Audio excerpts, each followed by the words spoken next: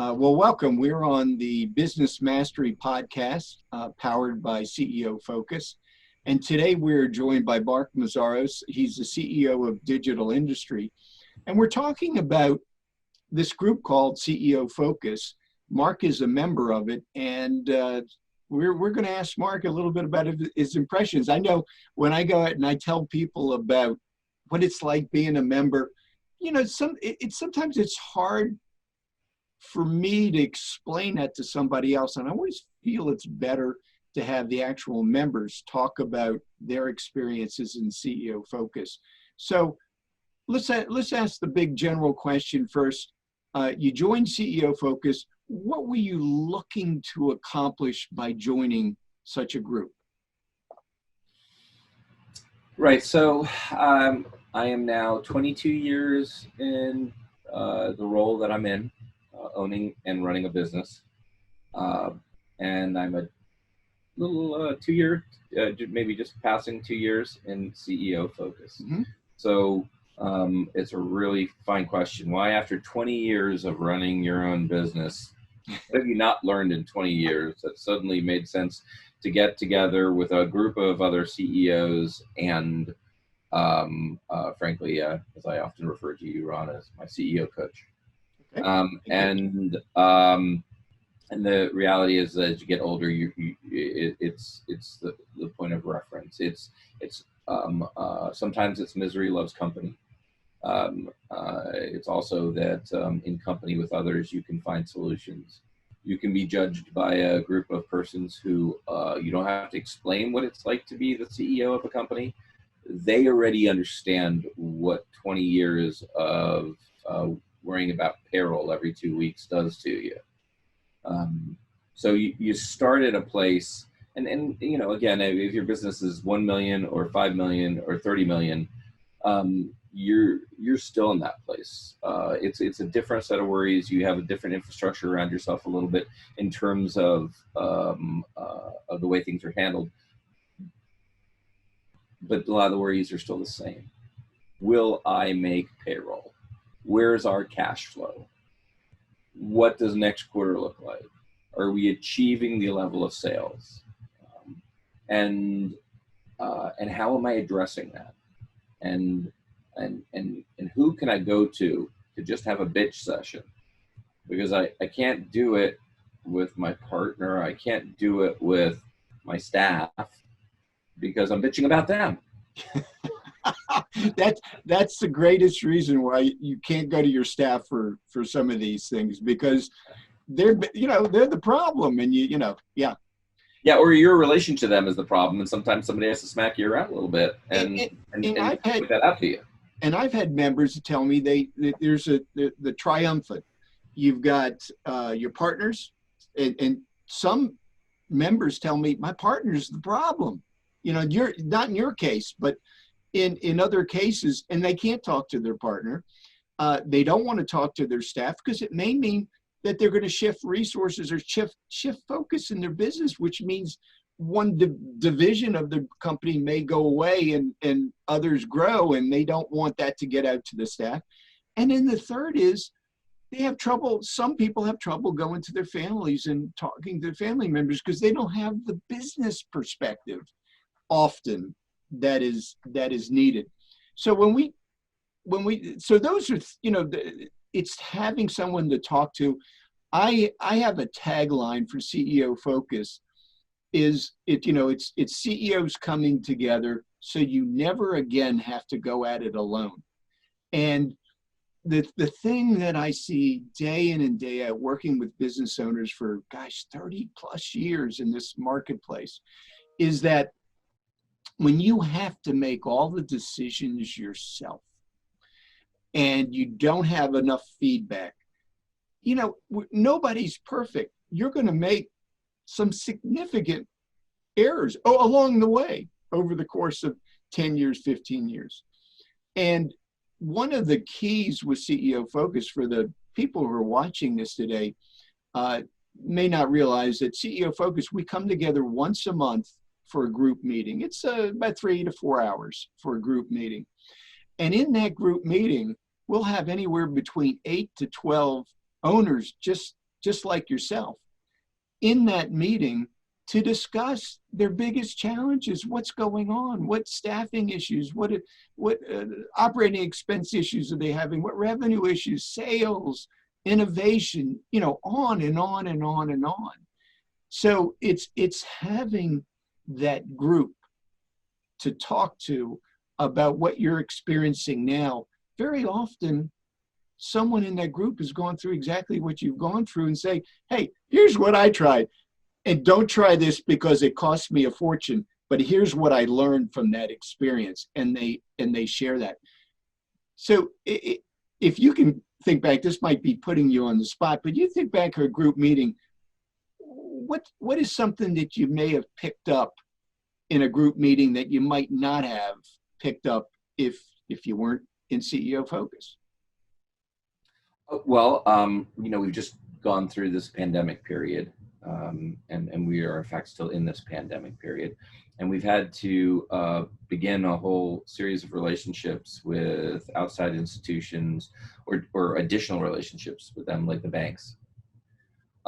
And one of the things that I got through the CEO Focus folks was intelligence as to which banks were getting things done for our as small businesses and which ones were stumbling and failing. Again, an opportunity to both voice my own dissatisfaction or pleasure and get the same back from other members of the group. And it helped guide us at a very critical time to manage to get resources and monies, frankly, that are going to help us get through this period at a time. So just having a wider group of people to reference there has been hugely important. I think one of the other things, though, Ron, is also there may be people out there in this world who have not a shred of self-doubt. But I personally am not one of them. I'm with you on that. So by getting out and meeting together with people and listening to the challenges that they're going through, you get a sense of your own meter of your accomplishments or your abilities and or where others lie within theirs. And it's not to judge them, I'm better than them or I'm not as good as them, but it's more just to give yourself a sense of the global or the area landscape of where am I in the terms of my role as in leadership. And giving yourself that goes a long way to sometimes also forgiving yourself for the mistakes that you're inevitably going to make. Yeah, that's interesting. Yeah, that's a great insight. I feel that at the times that we've been together, that you've really grown in this last year. And you said something, you may not remember this, and I hope it doesn't embarrass you, but you said something to me that really struck me. And this was, I'm going to say about a year and a half in, so about 18 months in, you had said to me that, for the first time in a long time, maybe 10 years, that you felt more excited about coming in to work. And, I apologize if we'll cut this out if you don't want this in here, but you did say that. And I'll be honest with what I do, that was one of the most profound things that I heard, because being part of CEO Focus, that's a lot. What we try to do is make running your business easier for each of the members. So if you want to comment on it, I would love it. But if you don't want to, I understand completely. Sure. Well, after 22 years of being in business, like any other relationship, you go through highs and lows. I'm sure folks see that in their own marriages or relationship with other persons or otherwise, and your business is no different, is at least what I've come to find. And there are times where I've truly enjoyed it from sun up to sundown, and there have been extended periods where you slogged through, feeling like you're sinking up to your knees with every step while you're whacking away with some sort of object to clear the path in front of you. And that is not a fun path to be on, but it's going to happen. Any number of different reasons, economies that you have nothing, that you can't do anything about, turn against you, and you've got to find a path to get through that. But having a group of people like NCEO Focus, it's still your path to make, but you don't feel like you're whacking at it alone. And that's the misery loves company part there. It's really a lot easier, and it can bring some joy back. At least it did for me, to have other people that I could have frank and open discussions about my business. There's not another IT company in my particular group. I have other synergistic and entirely different businesses. I have businesses that are many, many, many times my size, and other businesses that are more similar. I can see both the successes and the failures of the others, at least as I interpret them. And that's helpful to my own guidance, as well as so much knowledge that I can leverage off of. So all of that makes decisions easier, because you can get. I've absolutely hit that. Oh God, there's an expression for it when you lock up on the decisions and you just can't make decision paralyzed, or yeah, exactly. I've heard people say that. Yeah. The decision paralysis. And you get to those places. At least I do, where I'm just not ready to make another decision. I mean, don't ask me where I want to go out to dinner tonight. Just tell me. I'm done with the decision making for this day. Well, as a compliment to you, you have been incredibly helpful to the other members. As a business owner, you're one of the thoughtful business owners. Everybody's got different personalities, and I love all the different personalities, but you've been able to help others in their decision-making process as well. So you usually lay something out and you say, now here's the step-by-step of how I would proceed as a suggestion. And I've watched the other business owners, furiously write that down. So, it's not only just what you take from it, but what you give back as well. And you're helping your fellow business owners in this group be better. And that's the idea. Is you come in, they help you, you help them, and everybody. What is it they say? The tide raises all boats. And that's a big piece of it. The other piece, what we do in CEO Focus, is we have our one-on-one meetings each month, and they're typically an hour and a half. I often go longer when the people want me to go longer, but they're typically about an hour and a half. And that's where we start getting down to the specifics about needs for you and your company, and discussion points that you want to talk about at that point in time. And just any thoughts that you could share with the one-on-one meetings, and how does that work for you? Right. So that's got, you're right, that gives a different aspect. Some similarities, again, you have somebody to soundboard off of. So that's great. But there's a different aspect to that. As a CEO within a company, everybody's beholden to somebody at the end of the day, but you could make the argument that the CEO doesn't have to answer as much to others. But if you really want to engage in this process that we do together on, that means that I do have to put together and present effectively to yourself. So that means that I need to turn on the brain and be thinking about the business, which forces a work on the business, not a work in the business. Right. And right. in a small business environment, you can so quickly, constantly be drawn back into working in the business. And in fact, my own business card has two titles, CEO and the CIO.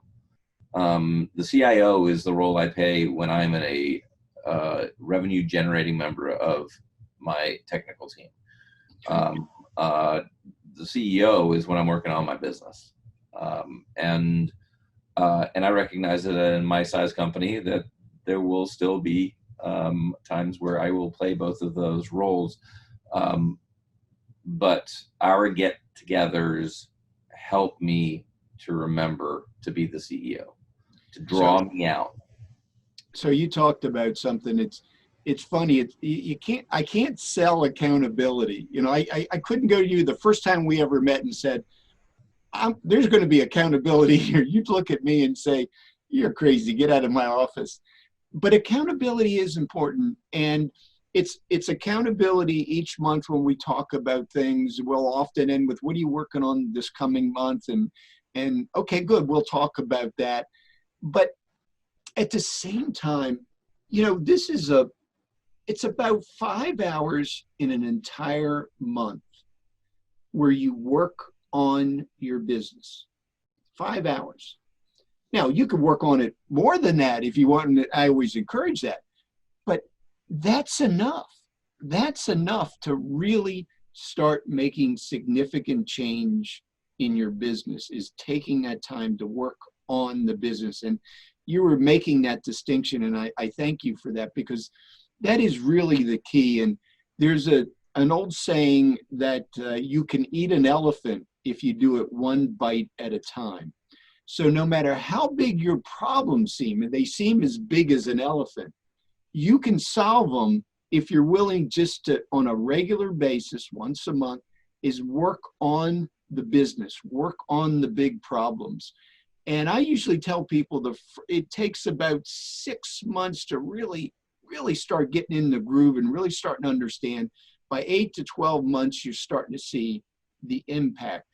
Because what you're doing is you're taking bites of that elephant, you know, those big problems that you have in your company. You're taking bites at it.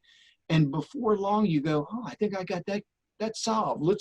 I've had people tell me they've been working on staff issues for 2 years, 3 years. They're in the program for about 6, 8 months. They go, okay, I think we got this pretty much solved. Let's talk about our sales issues. And then we get into sales and we get into something else. So I thank you for bringing that up, because working on the business is completely different than working in the business. When you work in the business, you're just doing the day-to-day work of the business. You go home that night and you repeat, rinse and repeat every day, you know, working on the business. CEO Focus takes you out for just that short bit of, it's not a huge time commitment. It's, you know, if you work 40 hours a week, you're working 160 hours a month. At least, if not more. And most business owners work more time than that. So you're talking about 5 hour commitment, but it's amazing what you see happen with the companies in CEO Focus. So I thank you for that. Any last minute comments, and we'll let you get back to that company and digital industry and work on it a little bit more. So anything else that you'd like to add? You know, I think the final thought would be, I don't question that a CEO who has been in charge of their business for 20 years or 15 or 10 or even 5 years doesn't know everything they're supposed to know. I think a lot of them do know. But that doesn't change the fact that you need to sometimes stop and revisit it all again. Yeah. And like anything else in life, I know I'm supposed to work out more frequently, you know, but that doesn't mean that I go and do it. So one of the things that one learns in time is accountability with others, a workout group that calls and wonders why you don't show up, or in this case, accountability with a group of other CEOs who don't say to you, I expect a certain level of performance out of you by next month, But after you've shared a problem, they've given ideas, you don't come back having tried to implement them. I don't know. For me, it creates an internal accountability. Yeah, it does, and you know, it's one of those things where everybody starts to care about everybody else in the group, and so you're not doing it to be a pain in the rear end. You're doing it because you care about the other members of the group, and there's a camaraderie that builds over time. That's it's great to see. So thank you for being a member of CEO Focus. Thank you for coming on, and best wishes for growing digital industry.